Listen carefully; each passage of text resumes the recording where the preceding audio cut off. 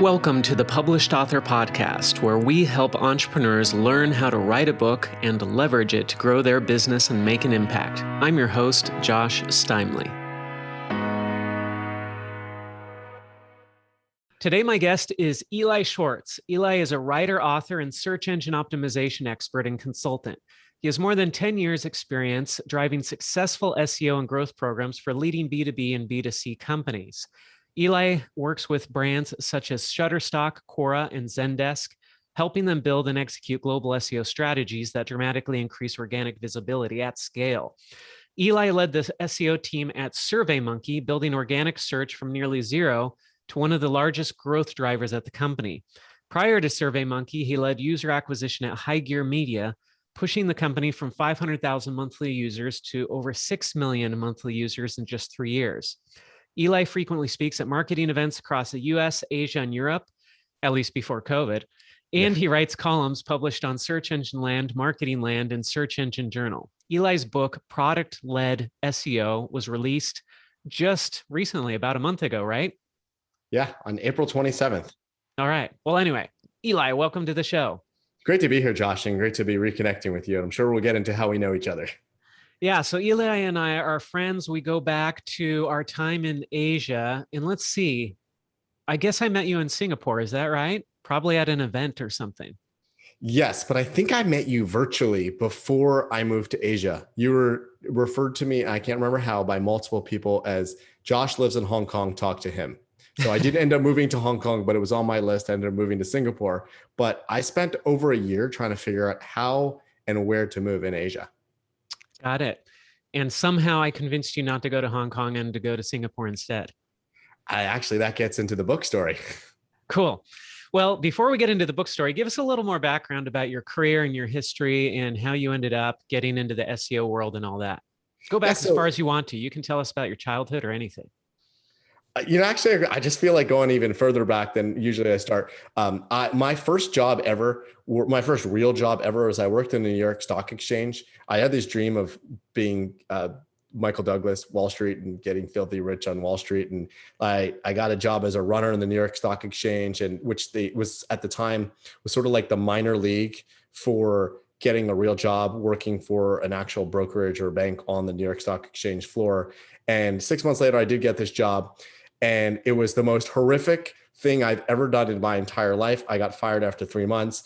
I was abused. I was my boss, just a horrible, horrible person. Most of the people I met on the floor were not the greatest people ever. They were racist. They were misogynists. Like, sorry if I'm defaming anybody that worked in New York Stock Exchange 20 years ago, but like that was not a great experience. And I did not end up pursuing a career in that. And the reason I'm bringing that up is my mom actually just found my jacket. So anybody's ever watched like CNBC, you wear those like special jackets. So I'd like thrown it in a box, and now like I have kids. My oldest is 9. I was like, that could be a really awesome costume for them to just like parade around in my stock market jacket. Anyways, that was not my career. I did that before I went to college. Went to college for marketing. And my first job out of college, I ended up at a lead generation company where I was helping. What they did was they sort of the middleman, the pipe between people that want to fill out a lead for a variety of industries like home services or car insurance or mortgages, and people that want to buy those leads, banks, insurance brokers, window repair people. And I was working with these affiliates. I knew the internet. I mean, I was young and able to figure out the internet, and I was working with these affiliates, and they were making tens of thousands of dollars per month driving traffic and driving leads for the company I was working for. Would pass them on to the customers. And I was like, I want to figure out how they do that. Like, how do you make tens of thousands of dollars literally sitting in their basements? Like, that was in the day when they were sitting in the basements. And I reverse engineered what they were doing, learned it was called SEO, and I'm sort of off to the races. I built my own site. And I decided to turn myself in SEO and start looking for jobs in SEO. And after I finally got out of that company, my very first job was, as you mentioned in my bio earlier, at a company called High Gear Media. I was responsible for SEO, not really knowing what SEO was.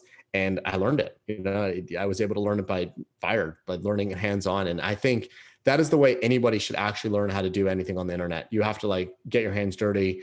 I know that there are college courses that offer ways to learn SEO. ways to do social media, but you can't really learn this out of a book, and I know I published a book and I'm telling you can't learn something from a book, but It can help you get started though. It can help you learn a foundation, and we'll get into what the book's about. But from there, I built a career in SEO. And what I did was I was very, very fortunate, and I consider my entire career to be, a string of fortunate coincidences, and where I've really gotten lucky to be in the right place at the right time. So when I was at this company, High Gear Media, I was ready to move on, and I was looking for a new role. I didn't go to the greatest colleges. I didn't do as well as I should have done. I didn't build the brand. I didn't do any of the right things. I was good at hacking together and figuring out SEO and pretending I knew something. I was looking for a new job. I interviewed at large companies, but I was incredible enough to get hired. And I saw a job opening at SurveyMonkey for a job I thought I could do, but they only hired people that went to really good schools. But the person hiring for that job, the recruiter hiring for that job, was the same person that hired me at the previous job I worked at for High Gear Media, a company called Quinn Street. I sent in a resume. She called me the next day, asked me questions about where I was living, how are things going, and just family stuff. And then she's like, all right, that was a good phone screen. I'm going to get you in touch with the hiring manager. And like the rest is history. I got hired because the recruiter had hired me in the past and we were friends and we had coffee and lunch together, and like string of fortunate coincidences. Okay, so working at SurveyMonkey, and I realized that at SurveyMonkey, they do a different kind of SEO than I'd ever done before. So I don't know if the listeners have ever done SEO or read about SEO or thought about SEO. Most material out there on SEO is how do you pick your keywords? How do you do research? How do you write a page? How many words should it be? How fast should it be? What web platform you should use? All the technical stuff. All that technical stuff. At SurveyMonkey, I realized that none of that even mattered. And I have, stories in my book about my experiences there where I now had to convince people to do things. It was all about diplomacy. It was all about breaking the rules that I'd learned on best practices in SEO to make things actually happen. It wasn't going to be my role to stand in a meeting and make a PowerPoint about, these are all the things you should do. That's it. My time's over. I'm done. Now go do those things. I really had to get people on board, help figure out a strategy, convince the CEO to invest in it, as there for a long time, get employees to join my team, coach them to learn best practices, all those little things that really went into a successful SEO effort.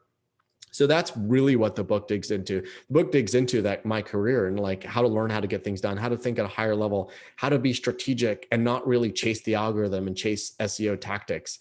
And that's where I think anybody should be spending their time, because I think SEO is different for every single website. It really is like what Google believes your website to be about. So that is what you should focus on. What should my website be about? And not the little minutia and little tactics on how to be successful. For sure, for sure. And yeah, my own SEO career, it was kind of the similar path. I mean, there were no books when I got started. I think I got started in 2004 or something, and Rand Fishkin was publishing stuff online on his blog, but there wasn't that much stuff out there, and you had to just kind of experiment, play around with it. I wish books like this had existed back when I was getting started. Oh, absolutely. So what was your motivation to write this book? What was the moment when you said, you know what, I need to do this. I need to sit down. I need to write this book. So I'd say I probably had two moments. So moment number one was I had the most amazing team, and I thank my team in my book because they really helped me to write this book. So the most amazing team at SurveyMonkey, they would come to me. So initially when I was there, and I had a really long career there, I was there for 7 years. And I get a little bit of backstory here that's important for the book, which is I got this idea in my head that I started doing international SEO. I got this idea in my head that I wanted to do more international stuff. And the only way I was going to do international things was if I actually spent a little bit of time overseas. Because again, I'm a big believer in you need to experience it. And you can't just read out of a book. Like I'm an Asia expert because I read a book about Asia and I watched movies about Asia and I watched documentaries. I felt like I had to be somewhere. And I chose Asia as the place I wanted to go and be somewhere and learn and embed myself into a culture. And I'd actually wanted to leave SurveyMonkey. I'd gotten a job offer to go to an agency and run an agency team in Asia. Like I said before, the way we met is I really wanted to go to Asia. And I met everyone that knew something to tell me about working in Asia. And I got this job offer and I was all set to move. I sold everything in my house and rented out my house and gotten a new place to live in Singapore where I was going to lead this agency team. And the CEO of SurveyMonkey, who passed away 6 years ago, Dave Goldberg, I gave notice to my boss. I thought I was giving very generous notice. I gave 3 weeks that I was going to be moving, and she wasn't having any of it. She brought it to the CEO, and I was like, good, bring it to Dave. Like I sort of knew him. I was attended meetings with him. The company was a lot smaller at the time. And 10 minutes later, she texted me and she said, Dave would like to see you. So that was moving very, very quickly on, on any sort of timeline. 10 minutes later, I was in the CEO's conference room, and he said, you're not moving to Asia. That is ridiculous. And I said, well, the time to say that may be ridiculous, but the time to say I'm not has already passed. I actually don't have anywhere to live anymore. I sold my wife into this. Our stuff is in boxes. We're living on air mattresses, and there's a lease to take over my house. He said, well, you should stay another 6 months. And like I said, that can't happen. We're going. He said, I'll send you anywhere in the world. I'll send you to Brazil. And again, I was shocked. Like the CEO was offering to send me places. I knew he valued me. He'd come over to me and giving me floor tickets to the Warriors, but I didn't know he valued me that much. And he said, I can send you anywhere, but we have no business in Asia. There's no reason for you to go to Singapore. You can go to Brazil. You go to Sydney. You can go to London. You can go to Berlin. I said, I want to go to Asia. And the next day he emailed me and he said, all right, it's done. You're going to stay with us, and you're going to Singapore. I'm going to set up an office in Singapore, and you're going to be the only employee. And long story short, SurveyMonkey did set up a company in Singapore. I was the only employee.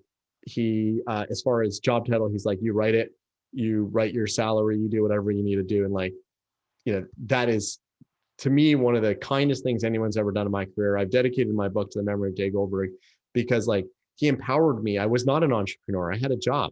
I wasn't even that senior in the company. And he empowered me to be an entrepreneur within the company and to create my own career, which is what I did in Singapore. So my book is not about that time in Asia. My book is completely about something else, but my career is because of him. And an ambition I had is because of him. And I'm That's a really cool story.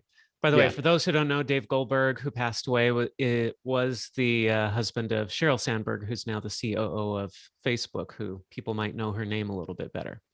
Yeah, and she wrote Option B about his passing. But so that's that backstory there. Now so I was there for 7 years. I came back to SurveyMonkey after being in Asia for 2 years, and I built an SEO team. I had not had a big team before, and I built this team.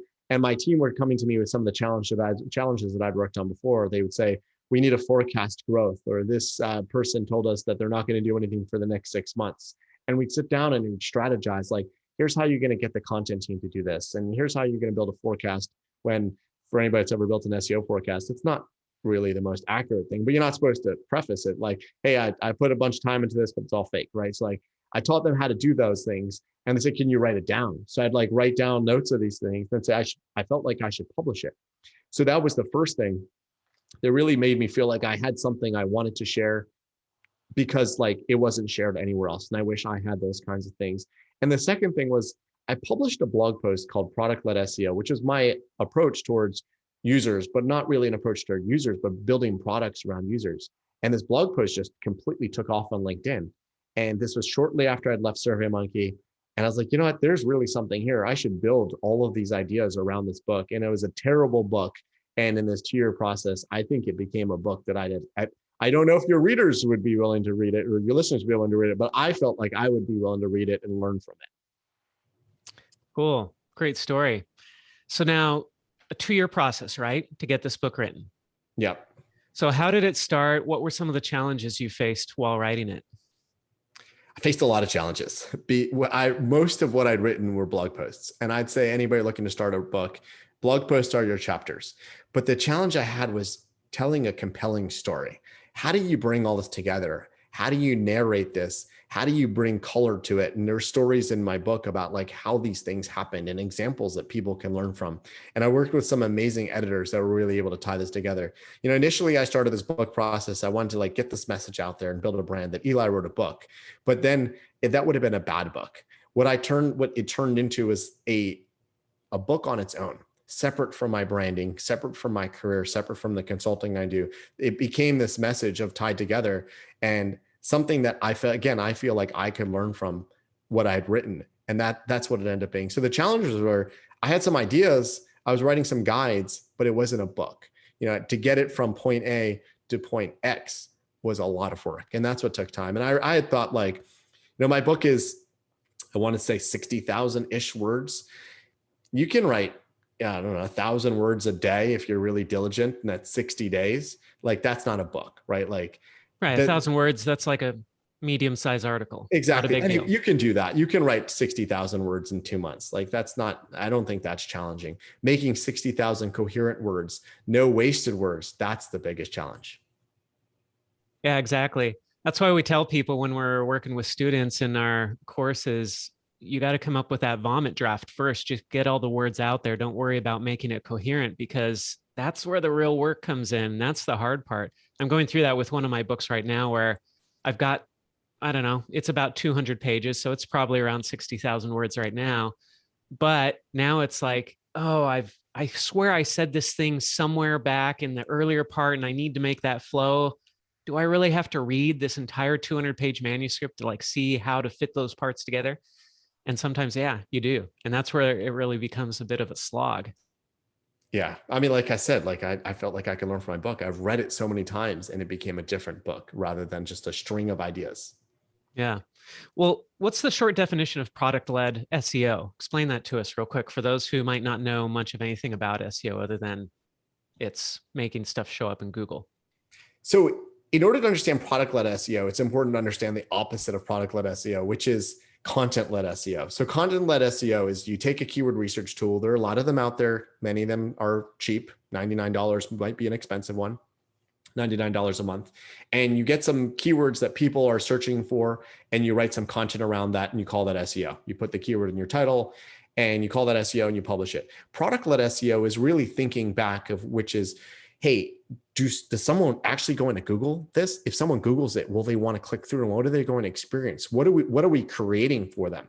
So I call it product. It's not necessarily a product. It is content, but I think of it like a product because you don't validate it by going to keyword research tool. You validate it by the way you build a product, which is before you build a product, you determine whether there's product market fit. You talk to the potential users.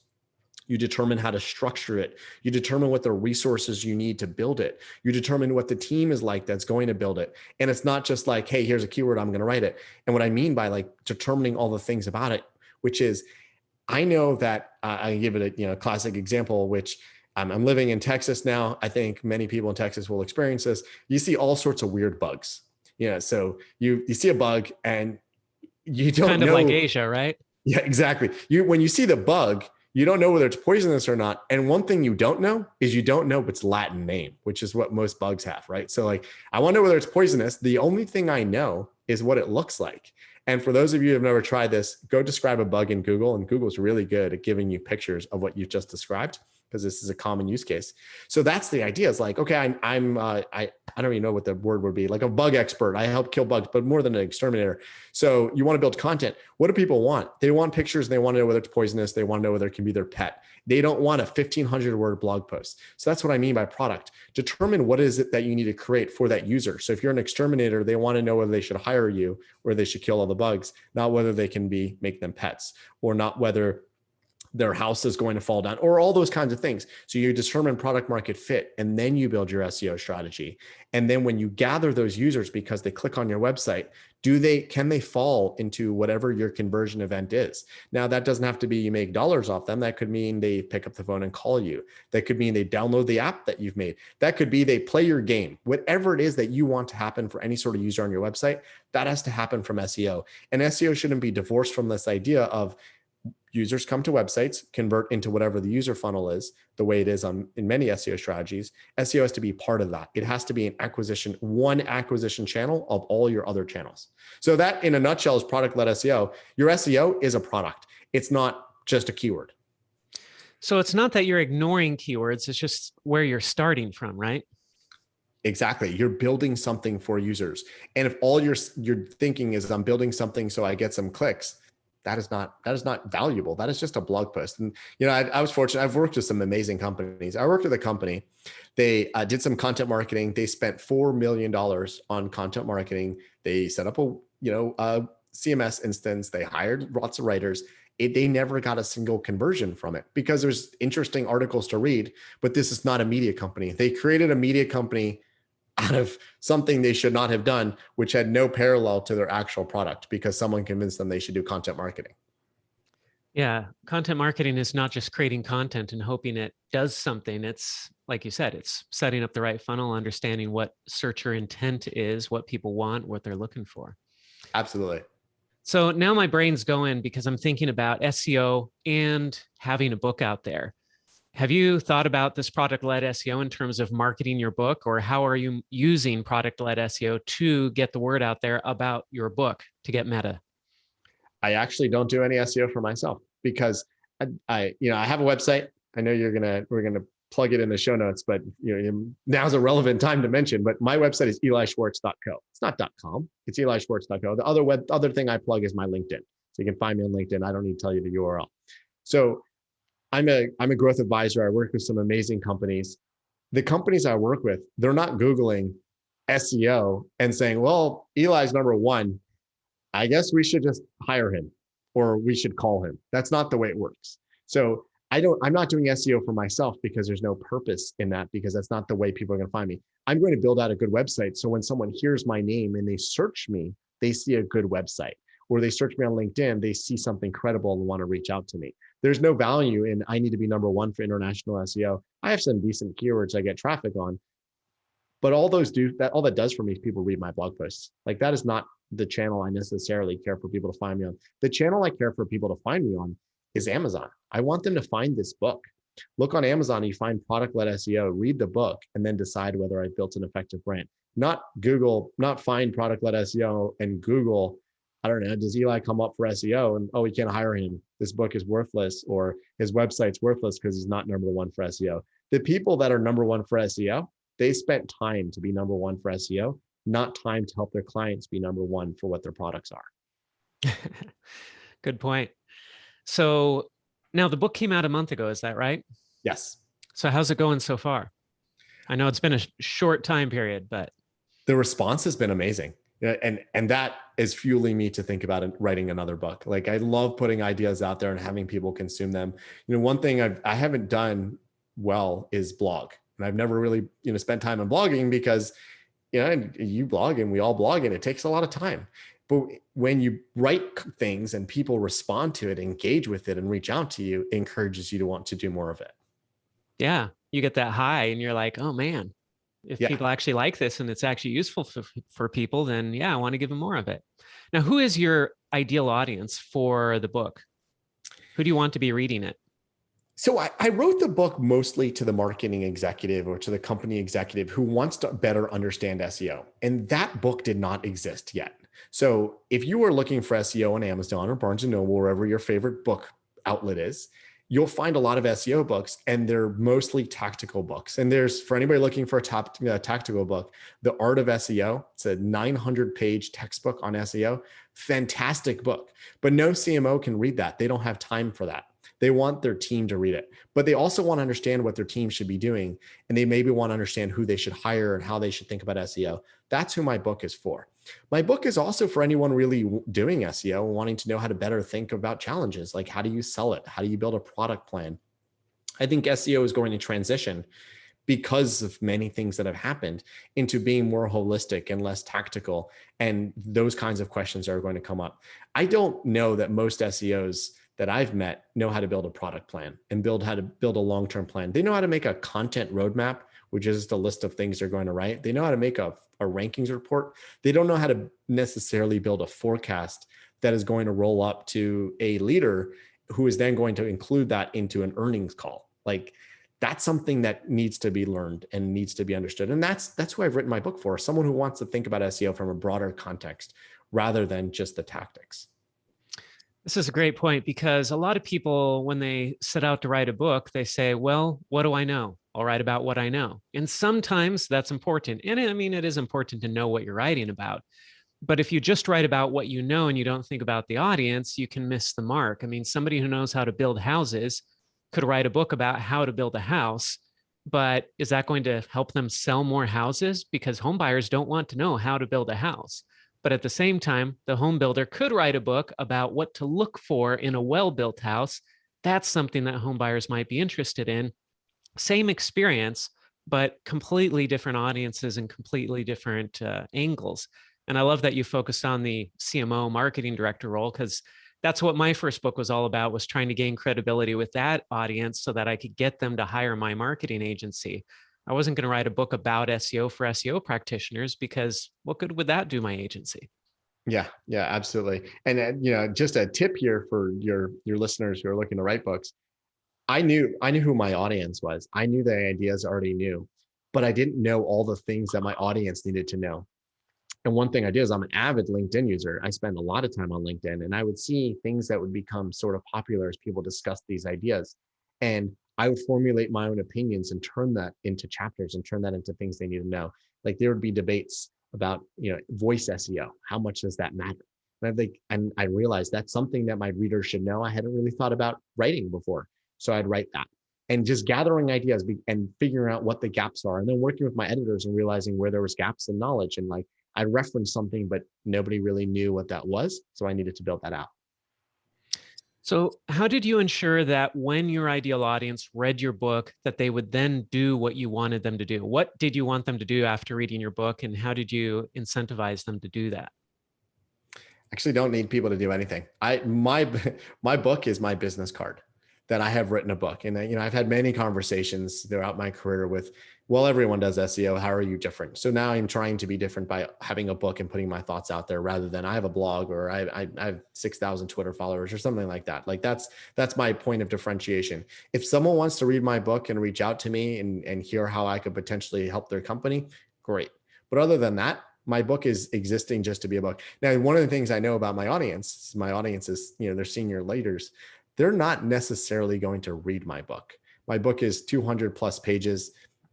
They may or may not look for Cliff's notes of it. They may ask someone on their team to read it, but I don't think they're going to read it. They're more likely to use their company's money to hire me to implement my book, rather than to take the 5 hours or whatever it might take to actually read the book. So the follow-on action is to internalize the ideas I put in there.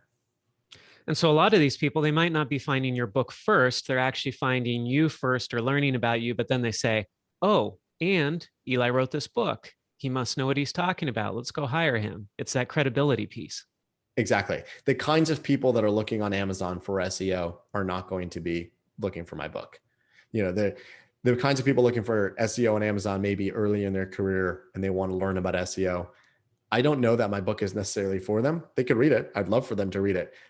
They're not my audience. They're not the people that will ultimately hire me. They're the people that want to build a career in SEO or maybe be an agency. Great. There are a lot of books out there for them.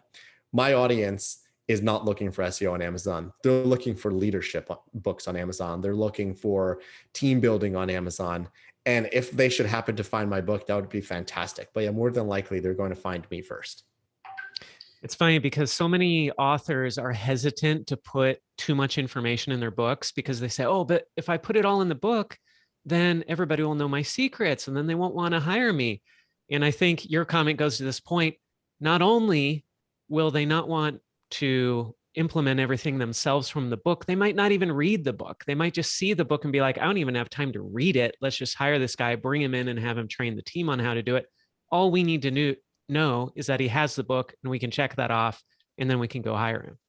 Yeah, absolutely. I mean, I have an example. My editor insisted that I really build out the product-led SEO example. So I made up a fictitious example using knowledge around the pandemic and how people are using medical information and how the world's changing. So I need to come up with an idea. So I came up with a hypothetical telehealth company that they were building a service. They wanted to build SEO around it. And for anybody that reads my book, go ahead and steal that idea. No one is currently doing it from an SEO standpoint for telehealth, but that's not what it's about. Like when I recommend building products, we know products. I mean, Facebook is a fantastic product. Go build Facebook. Go copy Facebook. If it's that easy, everyone would have copied Facebook. So that's the idea. The people reading my book, there's nothing to steal. This germinates an idea in their head that they need to build products, they need to build processes, they need to grow and empower people and inspire people to go build effective SEO. That's what they should get out of the book. Not that oh, well, I read it and I'm done. There's a checklist. There is no workbook for my book. There is no checklist at the back. There is no test that they can go do. This is a strategic approach. They need to implement this strategy. Most people that read my book are probably not going to. because it is hard. I had a client who told me, I recommended an idea for them, which they never did. I worked for them for a year and they never did any of the things I recommended because it was hard. One of the things I recommended, they said, this is hard and this is expensive and I need to go get engineers and I need to go get designers. And what I pointed out to them was that the harder it is, the longer it takes, the more of a moat they've built when their competitors go and want to do the same thing.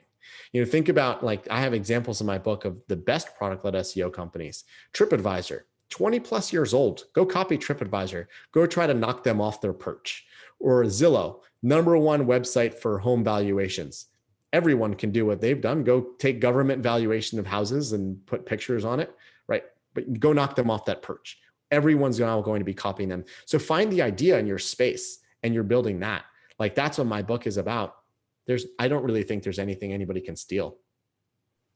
Yeah, it's such a great point that we tend to see problems as a technical thing, where if we just check those boxes, we go through the steps, we follow the recipe, then we'll have success. But there's the part of the recipe that is brand building or SEO. And when you build up that kind of equity, yeah, it's hard for somebody to come along and knock you off that. That's what we used to say with our agency to clients is, hey, if nobody's doing this, that doesn't mean it's a bad idea. It means that it's hard. And if you do it first and you get a head start, how is anybody going to be able to catch up with you? You're going to be years ahead of them. It's going to take, and even if they do catch up with you, you'll still be 3 years ahead of them at that point. Yeah, absolutely. And that's the thing about, like, the way I've written this book is, like, you're going to take a strategic approach and you have to put the work into it. So I don't think there's other books out there like this. If there are, I'm happy to have my opinion be there. I don't need to be the only book. Yeah. That's another good point is that, I mean, what exactly are you looking for with results from this book? Is it that you want people that hire you for consulting, for speaking gigs, all of the above and more? Yeah, speaking gigs would be nice. I find that the amount I might be able to get paid for an hour of speaking time is better than an hour of consulting.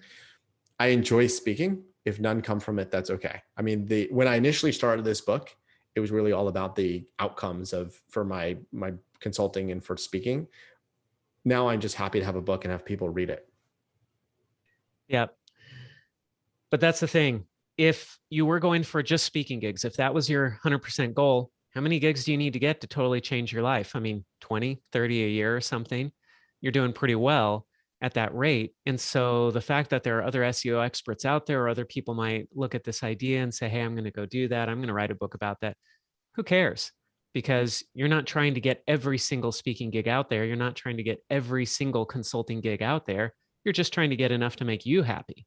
And that's exactly a small percentage of what's out there. Exactly. And you know what? And you know this more than anybody because you've written books. I know so many people who I told I was writing a book 2 years ago, and they said, I'm going to write a book too. And none of them have written a book. So if anybody would like to write a book just like my book, it took me 2 years to do this. I'm 2 years ahead of all the people that are going to start today. And that's something I did not realize when I started. And I'm so grateful that I put that work in and, kept at it. And it was hard. And I kept driving myself towards it. And I would have goals on, like, put it on my wall. This week, I'm going to write 1,000 words and they're going to be good words. And then I would move it on to next week because I had not achieved my goal. And I'd set out and be like, all right, today is the writing day. I'm only going to write. And, like, I didn't, right? So, like, this is hard work and I'm so glad I did it. And anybody thinking about doing it, I'd say, do it. Like, the most important thing to do is just keep driving towards that goal. It takes a long time. I never would have thought that it would have taken me 2 years, almost 2 years to the day. Even when I started working with a publisher, I thought, like, okay, I'm done. I have all the words. Here's a long document. And it's been a year since the publisher saw that long document. Yeah. People think finishing the writing part, oh yeah, you're done. That's maybe halfway, maybe. You might be 20% of the way done when you get your manuscript done. So you worked with a publisher, so you didn't self-publish. Tell us a little bit about that process. It's a hybrid. I worked with Scribe. So they are self-publishing, but they are full service. So the reason I ended up going this route was because what I want to do with this book is I want people to read the book, and I want that to be at the lowest cost possible for me because I'm going to give out a lot of free books. If I would have worked with a real publisher, and I've talked to a lot of authors, they have to buy their book at some sort of discounted price from cost. By self-publishing, I own all the rights to my book. It's on Amazon, and I can print books for about $4 or $5 a piece. And that's my cost to go give it to other people. So my goal again was to have it in people's hands, and that helped me achieve my goal. My goal wasn't necessarily to have a book published by a recognized publisher. And honestly, like until I started down this path, I didn't even recognize any publishers. I knew like Wiley and Penguin, but all these other publishers never heard of us. And Scribe uses something called Houndstooth. No one knows Houndstooth versus any other publisher. They're going to look at books on their shelf. So that's what I've discovered. Scribe doesn't necessarily accept everyone. They work with you and decide whether your book makes sense. And I'm so glad that I chose Scribe to do this. And I did talk to a lot of other self-publishers. I almost thought about doing this myself and hiring people to build, cover designs for me and all that. But like the full service approach is absolutely what I needed. Cool. So with Scribe then, just a couple of technical questions I have there. So you said that you can buy the books at cost and they get printed. So is that through Scribe? Like you call up Scribe and say, hey, I want 500 books shipped to me, and they take care of that, or where are they getting printed from? Amazon. So Amazon will print individual books for me at cost. Scribe has a different If I want 500 books, they have another way for me to get 500 books. But if I want one book, they'll print it. Like Amazon charges me $4 or $5. Okay. So then you just order it yourself through Amazon as the author, and then they do the print on demand thing. Yep. Absolutely. Okay. But if you want to get it in bulk, then Scribe takes care of that for you. Yeah. There's a company Scribe works with. Yeah. Got it. Okay, cool. So now, when you did Scribe, did you do like their $40,000 full service thing, or was it one of the other levels that you chose? It was the bottom level because I already had the manuscript, and then I added on editing. Okay, got it. Yeah, because they have this 40,000 package for those out there where they interview you and they essentially ghostwrite the book. So they bring in a ghostwriter. There's a lot of work being done there behind the scenes, but they also have these other packages as well. Yeah, I wanted to write my own book, and I'd already written my own book before I started working with them. Mm-hmm. Cool. So did you have a writing routine as you were writing? Was it like every morning I'm going to do this? I mean, you talked about putting goals up on the wall and such, but did you have a routine, daily, weekly, whatever that you stuck to? I'm terrible at routines in general. So I had ideas around routines. I'm going to close myself off. Actually, so like I said, I moved to Texas. Before I moved to Texas, I was living in California, and a very, very small house. So I didn't have my own space.